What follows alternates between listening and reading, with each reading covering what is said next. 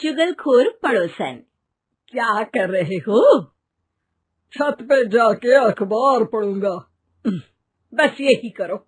तुम्हें पता भी है कि बहू क्या गुल खिला रही है? उसने नया फेसबुक अकाउंट बना लिया है। रोज 10 फोटो डालती है। हमारे परिवार की तो नाक कटवा देगी ये। और तुमको ये बात कैसे पता चली? अरे पड़ोसन ने बताया। उसकी बहू भी फेसबुक पर है ना, तो उसको पता चल गया। हाँ, जैसे तुम तो बहुत भोली हो। पड़ोसन रोज सास को उसकी बहू के नाम पर भड़काती थी। आज तो आपकी बहू कह रही थी मुझसे आके कि आप दिन भर खाती रहती है, खा खा के घटोत्कच हो गई है। क्या? उसने मुझे घटोत्कच बोला? अरे वो खुद ना कटी सुपर्णखा है। आप कह रही हो तो सही होगा, लेकिन आप उसको बताना मत कि मैं ये सारी खबरें आपको देती हूँ। शाम को जब बहू पड़ोसन के पास जाती है, आज तो तेरी सास तुझे सुपर्णखा कह रही थी, कल ताड़का भी कह देगी। पता नहीं इतनी अच्छी बहू मिली है, फिर भी वो तुझे राक्षसनी क्यों समझती है? आप कितनी अच्छी हैं। आप मेरी सास की हर बात मुझे बता देती हो, वरना मुझे पता ही नहीं चलता कि वो मेरी पीठ के पीछे इतनी बुरी बात करती है। चालाक पड़ोसन रोज ही दोनों सास बहू के सामने उन दोनों की ही बुराई करती और चुगली करके बातें बता देती, ताकि दोनों में हमेशा लड़ाई होती रहे। आपने तो बस छत पे बैठ के अखबार पढ़ना है और चाय के घूंट पीना है। बहू की वजह से मुझे तो जहर के घूंट पीने पड़ रहे हैं।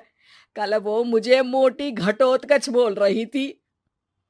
तो तुम भी तो उसको नाक कटी सुपर्णखा बोल देती ना। हाँ, वही बोल दिया मैंने उसे। आप मुझे कितना समझते हो। बहुत अच्छे से।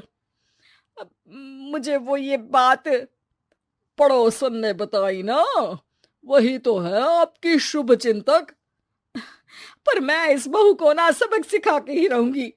जरूर सिखाना चाहिए, पर आज तुम मेरे साथ शाम को छत पे बैठना, एक तरकीब बताऊंगा। बिल्कुल बिल्कुल, कितना ध्यान रखते हो जी आप मेरा। मैं ना सब ध्यान रखता हूँ। शाम को जब सास और ससुर छत पर बैठे होते हैं कि यहाँ खड़ी हो जाओ, यहाँ से ना तुमको पता चल जाएगा कि बहू की अगली चाल क्या है। अच्छा, कैसे? सवाल मत पूछो, जैसा कह रहा हूं वैसा करो। थोड़ी देर में ही छत पे बहू की आवाज आने लगती है। मेरी सास लायक ही नहीं है। मुझे पता होता तो सास बहू की भी कुंडली मिलवा लेती पहले ही। तेरी सास तो मुझे भी पसंद नहीं है। मेरे पास जब भी आती है तेरी बुराई करती रहती है। कभी सुपर्णखा कहती है, कभी हिडिंबा कह के कामचोर भी बोलती है। अरे कभी कभी तो चुगलखोर भी बोल देती है। काश आप जैसी होती मेरी सास। ऊपर छत पे पड़ोसन और बहू की आवाज सुन के सास के होश उड़ जाते हैं। समझी? जी समझी। सुबह तुम्हारे सामने ये बहू की बुराई करती है और शाम को बहू के सामने तुम्हारी। मतलब आप सिर्फ अखबार नहीं पढ़ते, सारी खबरें भी रखते हैं। अब तो इस पड़ोसन को भी सबक सिखाना पड़ेगा। शाम को सास बहू को जाके पड़ोसन की साजिश के बारे में बता देती है। हाँ, मुझे माफ कर दो माँ जी। तुम भी अपनी माँ जी को माफ कर दो, इन्होंने भी तो तुमको बहुत कुछ कहा है। अरे बस बस, अब ये सोचो कि पड़ोसन को सीधे कैसे करना है। अगले दिन सुबह पड़ोसन सास का इंतजार कर रही होती है, लेकिन वो देखती है कि वहां सास और बहू एक साथ आ जाते हैं। अरे अरे आज दोनों एक साथ। हाँ, सोचा कि बहू की पीठ पीछे बुराई करने से क्या फायदा, मुंह पे ही बोलती हूँ मैं। हाँ, मैंने भी सोचा आपको 2 बार मेहनत करनी पड़ती है, एक ही बार में काम खत्म कर लोगी। हैं? वो मैं आप लोगों को कैसे पता चला? क्योंकि ऊपर वाला सब देख रहा है। पड़ोसन ऊपर देखती है, वहां ससुर खड़े होकर हंस रहे होते हैं। मतलब आप हमारी बातें सुन लेते थे? हाँ, सुन लेता था और मजे भी लेता था। आपको तो शक नहीं होना चाहिए। क्या चाल खेली है आपने, एकदम सास बहू के सीरियल जैसी। तो बताओ पड़ोसन जी, मेरी बहू ने आपसे अब मेरे बारे में क्या बोला? यही बोला कि सास बहुत अच्छी है, बहुत ध्यान रखती है।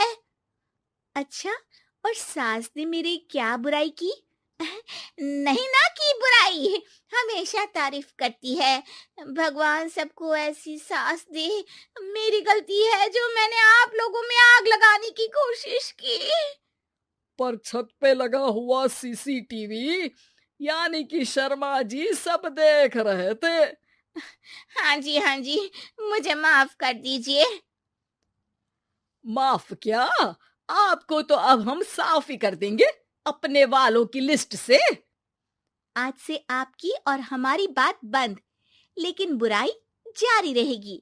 अब आपकी हरकत के बारे में पूरे मोहल्ले को बताना तो पड़ेगा ना आंटी जी।